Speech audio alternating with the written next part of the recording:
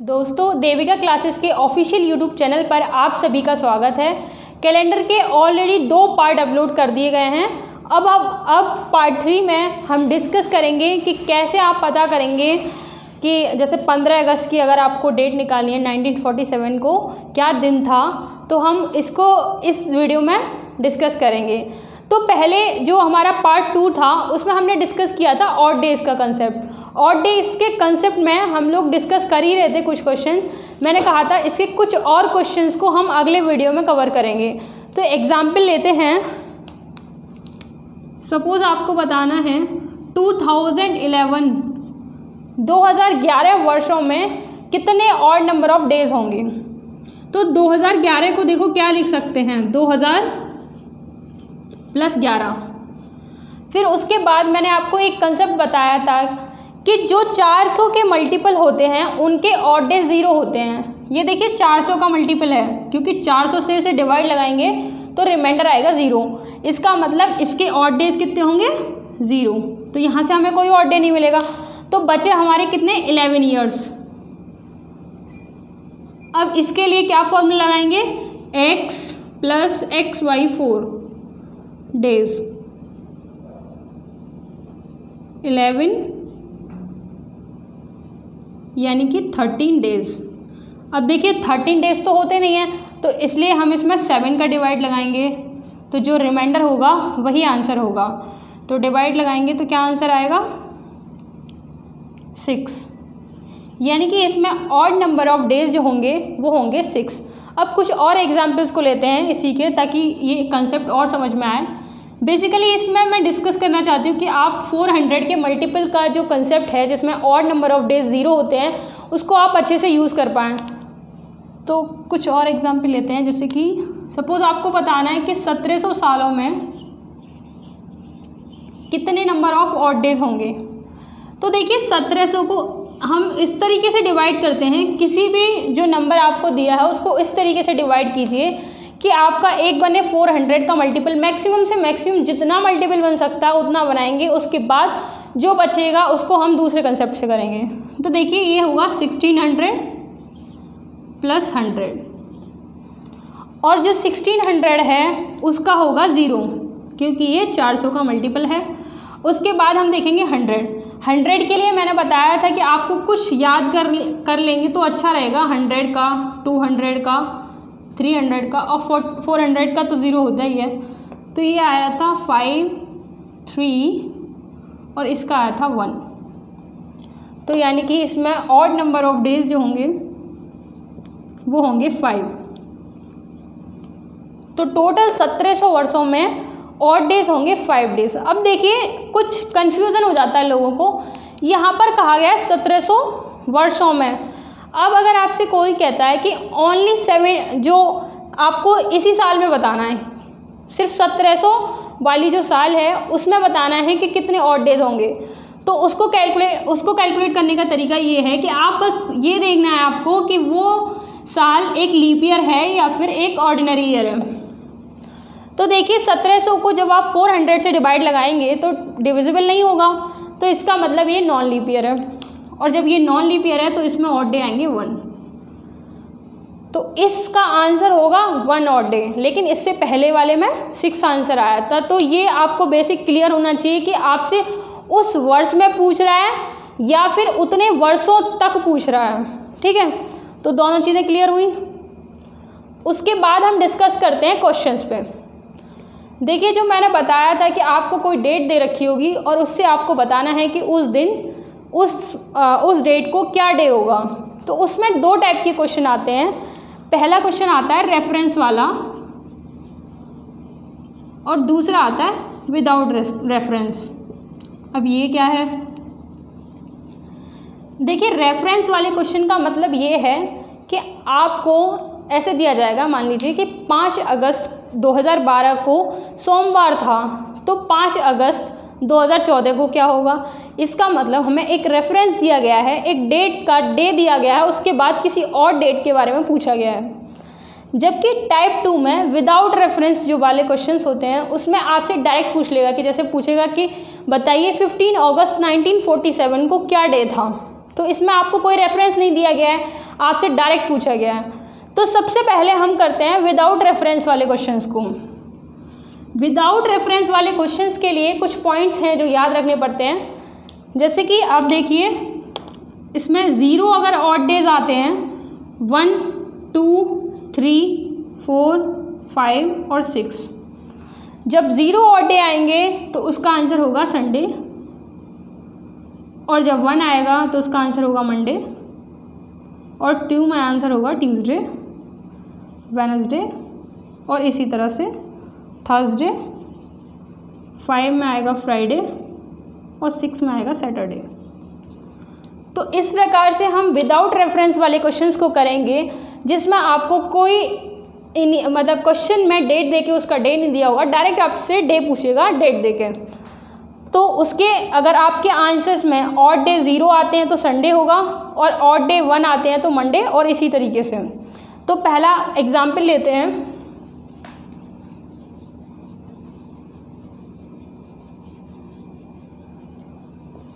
Suppose आपको question दिया गया है कि बताइए 26 जनवरी को 26 जनवरी 1950 को कौन सा दिन था। ठीक है, तो इसके लिए क्या करेंगे, सबसे पहले देखिए 1950 वर्षों तक इसमें क्या हुआ होगा कि 1949 वर्ष तो पूरे हो गए होंगे, और ये 1950 वाला चल रहा है जिसमें 26 जनवरी तक ये डेट आ चुकी है। उसके बाद देखिए 1949 तक, यानी कि इतनी सालों तक हमें ऑड डेज निकालने हैं। तो इसको कैसे निकालेंगे, इसको देखिए डिवाइड कीजिए। 1949 को हम 3 पार्ट्स में डिवाइड करेंगे। पहले जैसे कि मैंने बताया था कि आप 400 के मैक्सिमम से मैक्सिमम मल्टीपल को लेंगे, तो ये हो जाएगा 1600, और उसके बाद ये बचेगा 300, और ये होगा 49। तो देखिए जो 1600 है उसके ऑड डेज तो 0 होंगे। उसके बाद 300 के लिए देखिए 100, 200, 300, 400, तो जो इसमें था इसमें 5 थे, और इसमें 3 हैं, और इसमें 1 होते हैं, और इसमें 0 होते हैं। तो यानी कि 300 के प्लेस पे क्या आएगा 1। अब उसके बाद 49 ईयर्स में हमें निकालना है, तो हमें वही मेथड अपनाना पड़ेगा जिसमें हम ईयर्स के लिए सीखे थे। 49 प्लस 49/4 डेज। ठीक है, तो ये हो जाएगा 49 प्लस 12 यानी कि 61। ये कन्वर्ट हुआ 61 डेज में, तो 61 और डेज तो होते नहीं हैं, तो इसमें 7 का डिवाइड लगाना पड़ेगा, और जो रिमाइंडर आएगा वही आंसर होगा। तो इसमें कितना आएगा 5। तो यहाँ से हमारे total number of odd days जो निकले हैं, इससे पूरे पार्ट से 6 निकले हैं, यानी कि इससे हमारा जो ऑड डेज हैं वो 6 निकले हैं। उसके बाद देखिए जब आप 1950 में जाते हैं तो सिर्फ 26 दिन ही गुजरे हैं, जो कि 26 जनवरी तक हैं। तो उनको कैसे निकालेंगे, 26 जनवरी तक यानी कि 26 दिनों में कितने ऑड डे होंगे, तो उसको निकालने का क्या मेथड था, 26 डिवाइड बाई 7, और जो रिमाइंडर होगा वही आंसर होगा। तो इसका आंसर क्या आएगा 5। तो ये 6 और ये 5, तो total number of odd days जो होंगे वो होंगे 11 होंगे। अब 11 ऑड डे तो आंसर हो नहीं सकता, तो फिर से 7 से डिवाइड लगाइए, तो यहाँ पर आपका ऑड डे आएंगे 4। अब मैंने बताया था कि ऑड डे 4 आने के बाद अब देखना है कि रेफरेंस वाला क्वेश्चन है या नॉन रेफरेंस, तो ऑब्वियसली नॉन रेफरेंस वाला है, कोई और डेट नहीं दी गई हमें। तो उसके लिए हमने बताया था कि 0, 1, 2, 3 इस तरीके से स्टार्ट कीजिए, और 0 से संडे को लीजिए, और फिर उसके बाद रेफरेंस को काउंट कीजिए। तो 0 पे होगा संडे, 1 पे मंडे, 2, 3, 4, यानी कि Sunday, Monday, Tuesday, Wednesday, Thursday. तो यानी कि 26 जनवरी 1950 को होगा थर्सडे। इसी तरीके से आप किसी भी क्वेश्चन को कर सकते हैं। उसके बाद हम एक और एग्जाम्पल लेते हैं।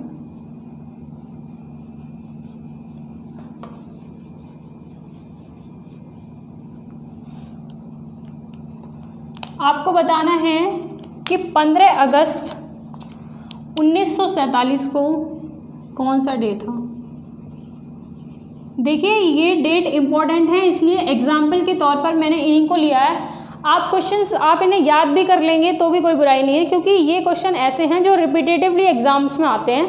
26 जनवरी जो कि हमारे लिए इम्पॉर्टेंट डेट है, ये 26 जनवरी और 15 अगस्त। अब स्टार्ट करते हैं। देखिए 1947 तक तो ये है,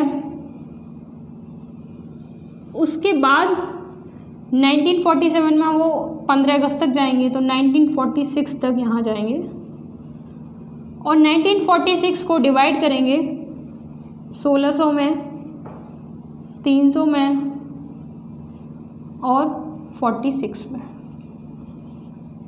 ठीक है, तो देखिए यहाँ पर कितने होंगे, इसके तो 0 होंगे और इसके कितने होंगे, 1 होंगे। और इसको कैसे निकालेंगे, वही x + xy 4 से निकालेंगे। तो इसका आंसर होगा 46 + 1 यानी कि 57 और इसमें 7 का डिवाइड लगाएंगे तो कितना आएगा आंसर, 1। तो यहाँ से आए हैं 2 ऑड डेज। अब आते हैं यहाँ पे। देखिए 15 अगस्त तक हम 1947 में चल चुके हैं, तो यहाँ से शुरू करते हैं। इसमें जनवरी, फरवरी, मार्च, अप्रैल, मई, जून, जुलाई और ये अगस्त। यहीं तक आप कंप्लीट करेंगे जिस डेट तक आपको जाना है। उसके बाद देखिए जनवरी में हमने बताया था 3 होते हैं, फरवरी में हमने बताया था 0 और 1 होते हैं। डिपेंड करता है कि आपका ईयर लीप ईयर है या फिर नॉन लीप ईयर है या नॉर्मल ईयर है। तो 1947 नॉन लीप ईयर है, 400 उससे डिवाइड करके देखेंगे इसके लास्ट 2 डिजिट को, तो ये नॉन डिविजिबल है। इसका मतलब इसमें 0 ऑड डे होंगे, इसमें 3 होते हैं, इसमें 2 होते हैं, इसमें 3 होते हैं, इसमें 2 होते हैं और फिर इसमें भी 3 होते हैं। अब देखिए अगस्त में जब आप जाएंगे तो 15 अगस्त तक पास हो चुका है, तो 15 दिनों में कितने होंगे, तो इसमें 7 का डिवाइड लगाइए तो 1 दिन बचेगा। 15/7 करेंगे तो 1 ऑड डे बचेगा। अब यहाँ से टोटल ऑड डेज को काउंट कीजिए तो कितने होंगे, 3 + 3 6, 8, 10, 13, 16, 17, यहाँ से आया 17। अब इसमें 7 का डिवाइड लगाइए तो जो रिमाइंडर बचेगा वही आंसर होगा, तो इससे आएगा 3। इसके ऑड डेज हैं 3 और इसके ऑड डेज हैं 2, तो टोटल ऑड डे होंगे 5। 5 ऑड डे पर क्या होता है, मैंने बताया था नॉन रेफरेंस वाले 0, 1, 2, 3, 4, 5, Sunday, Monday, Tuesday, Wednesday, Thursday, Friday. यानी कि 15 अगस्त 1947 को दिन क्या था, फ्राइडे। तो ये इस तरीके से हमने इस पार्ट को कवर किया है जिसमें हमने नॉन रेफरेंस वाले क्वेश्चंस को किया है।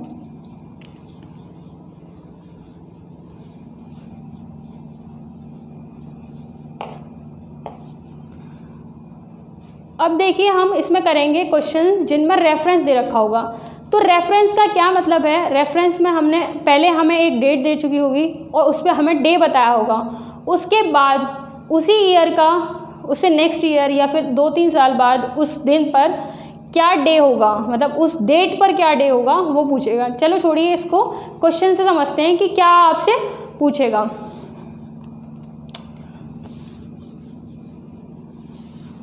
सपोज 5 जनवरी 2012 को आपको दे रखा है मंडे, अज्यूम किया है ये मैंने, ठीक है, रैंडम एग्जाम्पल है। और फिर 5 जनवरी 2013 को उसने पूछा है कि क्या डे होगा। तो देखिए इसका सबसे पहला तरीका, पहले आप काउंट करेंगे कि इनके बीच में डिफरेंस कितना है। 1 ईयर का डिफरेंस है तो यानी कि 1 साल आएगा, ठीक है।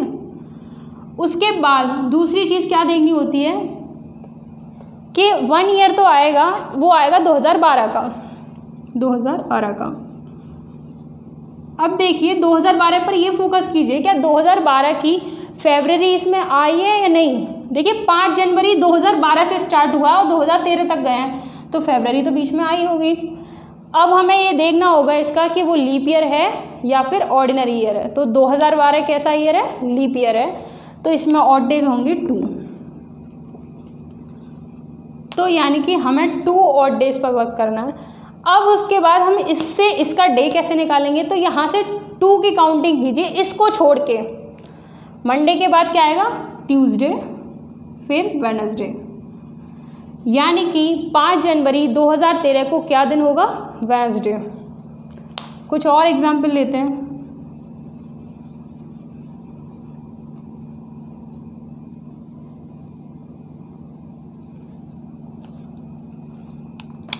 सपोज़ ये 2000 है और हमें काउंट करना है 2003 तक। तो 2000 से 2003 तक के बीच में सबसे पहले हम क्या करेंगे? डिफरेंस निकालेंगे कि कितने सालों का इसके बीच में गैप है। ठीक है, तो आपको दिख रहा है इसमें टोटल कितने ईयर का गैप है? 3 ईयर्स का। और 3 ईयर्स में इसमें फरवरी आएगा 2000 वाले में, तो जो फरवरी आएगा और एक ये लीप ईयर है, तो इसमें एक तो लीप ईयर आएगा जो कि कौन सा होगा? 2000 वाला। तो इससे और डे आएंगे 2। उसके बाद देखिए आएगा 2001 और 2002 जो कि नॉन लीप ईयर है। तो 2002 और 2003 नॉन लीप ईयर हैं, तो इसका 1 होगा, इसका 1 होगा, तो टोटल इसका 2 होगा। तो टोटल हमारे ऑड डे आएंगे, वो आएंगे 4। अब देखिए ऑड डे 4 आने के क्रम में यहाँ पर देखिए क्या डे है? मंडे। तो आप मंडे को छोड़कर काउंटिंग शुरू कीजिए। ट्यूसडे, वेडनेसडे, थर्सडे, फ्राइडे, और हो गया काउंटिंग 1 2 3 4। तो यानी कि 5 जनवरी 2003 को कौन सा दिन होगा? फ्राइडे होगा। ठीक है, इसी तरीके से हम इन क्वेश्चंस को आसानी से कर सकते हैं। बस आपको इसमें ये देखना है कि क्या आपका जो वर्ष जो बीच में आ रहे हैं वो लीप ईयर हैं। अगर लीप ईयर हैं तो वो 2 ऑड डेज का कंट्रीब्यूशन देंगे, और अगर ऑर्डिनरी ईयर है, नॉर्मल ईयर है, साधारण वर्ष है, तो वो सिर्फ एक ऑड डे का कंट्रीब्यूशन देंगे।